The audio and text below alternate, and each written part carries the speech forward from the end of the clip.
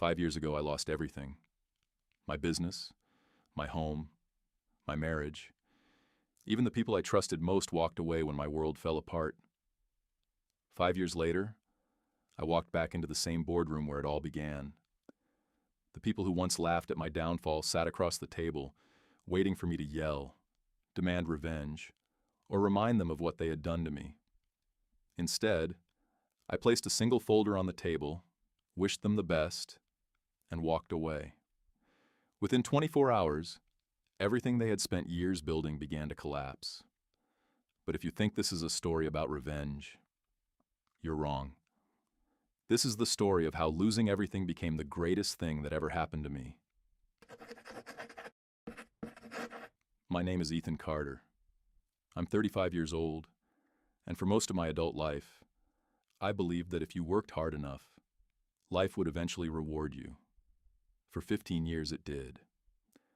I started my marketing agency with nothing more than an old laptop, a folding desk I bought at a yard sale, and a dream that was a lot bigger than my bank account. During those first few years, I worked out of a tiny apartment where my bedroom doubled as my office. Some nights I'd fall asleep with my laptop still open on my chest because I couldn't afford to stop working. Slowly, things began to change. One client became 3, 3 became 10. Before long, I had an office downtown, a team of talented people who believed in the same vision I did, and clients whose names I used to see only in magazines.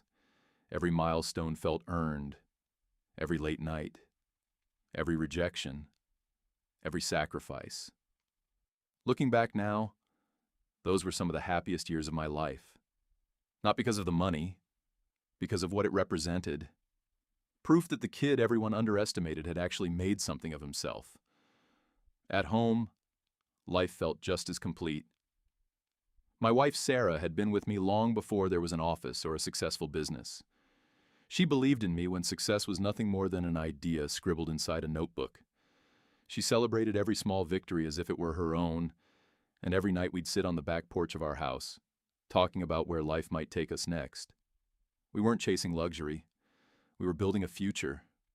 At least, that's what I believed. At the office, there was one person I trusted almost as much as Sarah, my business partner, Daniel Brooks. Daniel and I had built the company side by side for nearly a decade. We celebrated every major client together, solved every crisis together, and made every important decision together.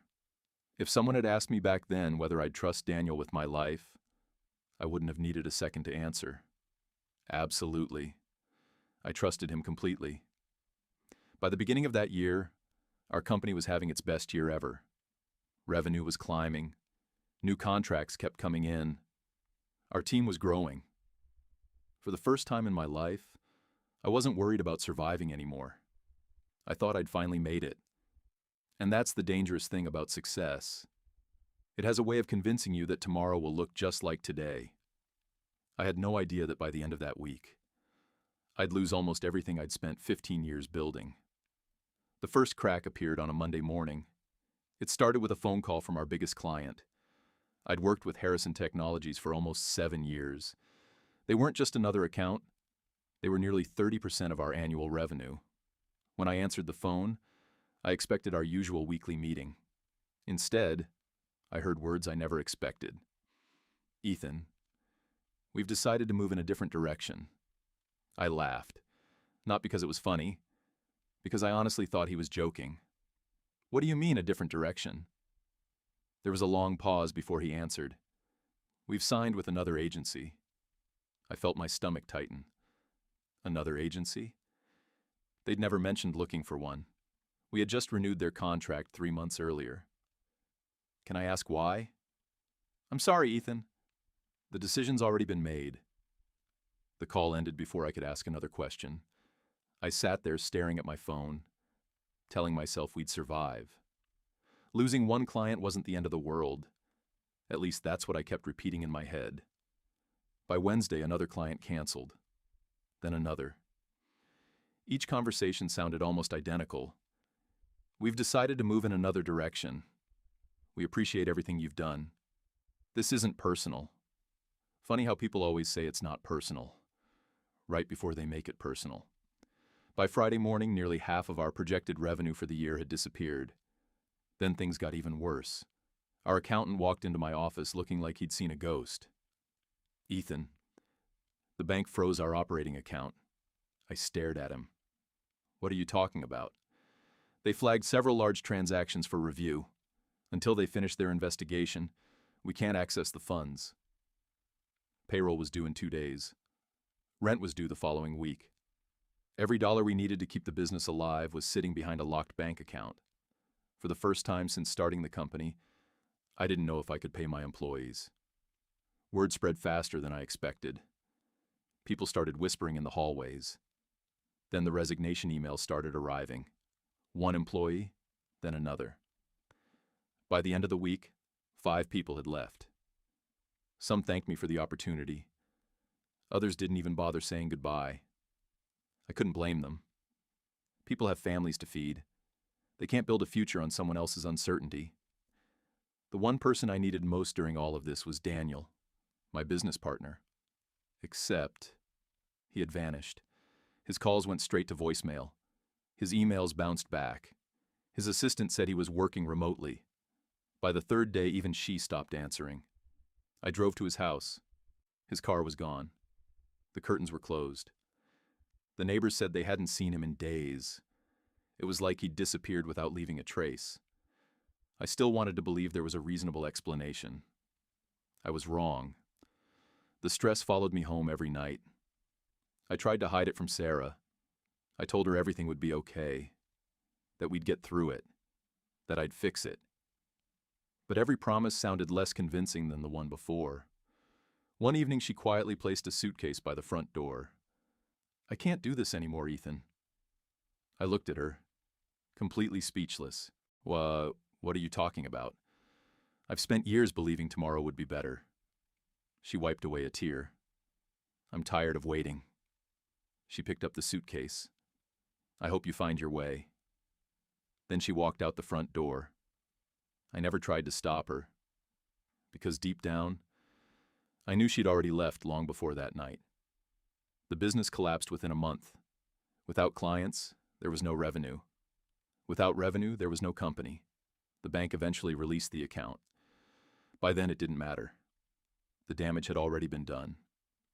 A few weeks later, I packed the last box from my office. The building that had once been filled with late-night ideas, celebrations, and impossible dreams echoed with nothing but silence. Not long after that, the bank foreclosed on my house. I watched strangers carry away pieces of the life I'd spent 15 years building. The dining table where Sarah and I planned our future. The couch where we'd celebrated landing our first $1 million client.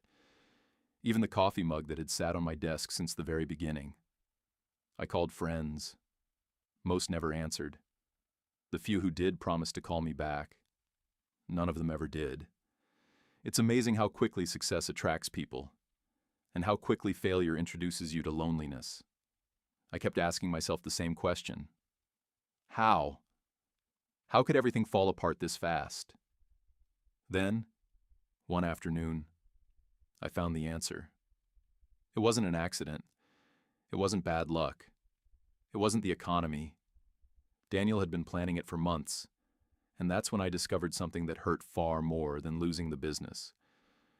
The betrayal had started long before I ever saw it coming. Finding out that Daniel had betrayed me should have made me angry. Instead, it broke me. For weeks, I woke up every morning hoping I'd discover it had all been a nightmare. That somehow I'd walk back into my office, hear my employees laughing in the hallway, and see Sarah waiting for me at home. But reality has a cruel way of reminding you that some chapters don't get rewritten. They only end. I moved into a tiny studio apartment on the edge of the city. There wasn't much inside. A mattress on the floor, a folding chair, an old laptop that sounded like it was about to give up every time I turned it on. That was my life. Some mornings, I didn't even bother getting dressed. I'd stare at the ceiling for hours, wondering how a man could spend 15 years building something, only to lose it in a matter of weeks. The bills kept coming. The money didn't. I sold my watch first, then my television, Then the camera I'd bought to celebrate landing my first six-figure client. Every item had a memory attached to it. Every sale felt like I was letting go of another piece of who I used to be. I applied for jobs, dozens of them, then hundreds.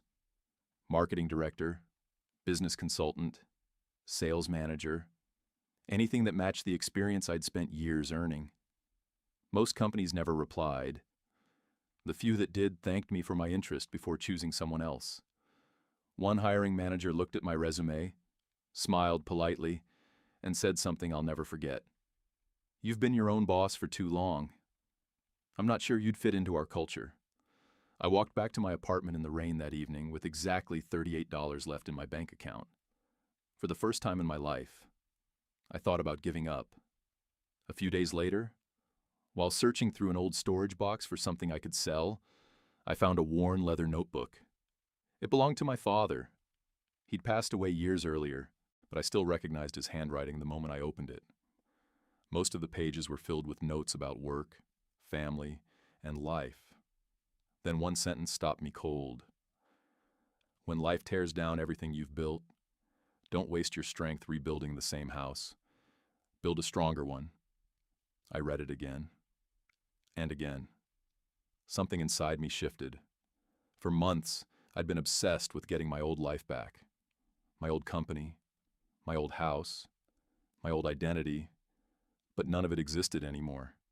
That night, sitting alone on the floor beside my mattress, I made myself a promise. I'm done trying to get my old life back. I'm going to build a better one. The next morning, I woke up before sunrise. Not because I had somewhere to be, because I finally had a reason to get out of bed. I made a list of every skill the market was paying for: artificial intelligence, digital marketing, copywriting, sales psychology, automation, data analytics. If I couldn't rebuild the company I'd lost, I'd become someone capable of building an even bigger one. Every morning started with learning. Every afternoon was spent applying for freelance work. Every evening was filled with more studying, and every night ended with rejection. My inbox became a collection of polite no's. "We've decided to move forward with another candidate. Thank you for your proposal. We're looking for someone with more recent experience." At first, every rejection felt personal. Then something changed. Instead of asking, "Why didn't they choose me?" I started asking, "What can I do better?" That single question changed everything. I rewrote my portfolio, improved my proposals, practiced my sales calls, studied businesses that were succeeding while I was struggling. Little by little, the results started changing. My first freelance client paid me $200. It wasn't much, but it was money I'd earned by becoming someone new instead of trying to be who I used to be. A second client came a few weeks later, then a referral, then another. The work wasn't glamorous. Some nights I worked until 2 in the morning. Other mornings I started again before sunrise. But for the first time since losing everything, I wasn't surviving anymore. I was moving forward. I didn't know it then, but those long nights in that tiny apartment were building something far more valuable than another business. They were rebuilding me. 3 years later, I got a phone call from someone I never expected to hear from again. 3 years passed faster than I ever imagined. The tiny apartment where I'd once slept on a mattress became nothing more than a memory. The freelance jobs that barely paid my rent turned into long-term contracts. Those contracts became partnerships. Those partnerships became a company. Not the company I'd lost. A better one. This time I built everything differently. I hired people for their character before their talent. I never allowed one person to control the business the way I'd once trusted Daniel. Every mistake I'd made became a lesson I refused to repeat. By the 4th year, we had clients in 12 states. By the 5th, companies I used to dream of working with were calling me first. Business magazines started writing about our growth. Podcasts invited me to tell my story. People called me an entrepreneur. Some even called me an inspiration. I never believed either title. I was just a man who refused to stay broken. Then one morning my assistant knocked on my office door. "You have a meeting request." I glanced at my calendar. I don't remember scheduling one. You didn't. She hesitated before continuing. It's from your old company. For a moment, I just stared at her. The company that had once thrown me away. The company Daniel had stolen. The company that cost me my marriage, my home, and 15 years of my life. They're asking if you'll meet with them. I smiled. Not because I wanted revenge. Because life has a strange sense of timing. A week later, I walked into the same boardroom where everything had fallen apart. Some of the faces were familiar. Some were new. None of them smiled. Daniel looked older. The confidence that once filled every room he entered had disappeared. His company had lost its biggest clients. Debt was piling up. Investors had walked away. They needed something only my company could provide. After a few minutes of small talk, Daniel finally leaned forward. We'd like to discuss a partnership. I looked around the room. 5 years earlier, I would have accepted without thinking. 5 years earlier, I still believed trust was enough. Not anymore. I opened the folder I'd brought with me and quietly placed it in the center of the table. Inside was a single document. Not a lawsuit. Not a list of demands. Just a formal letter declining their proposal.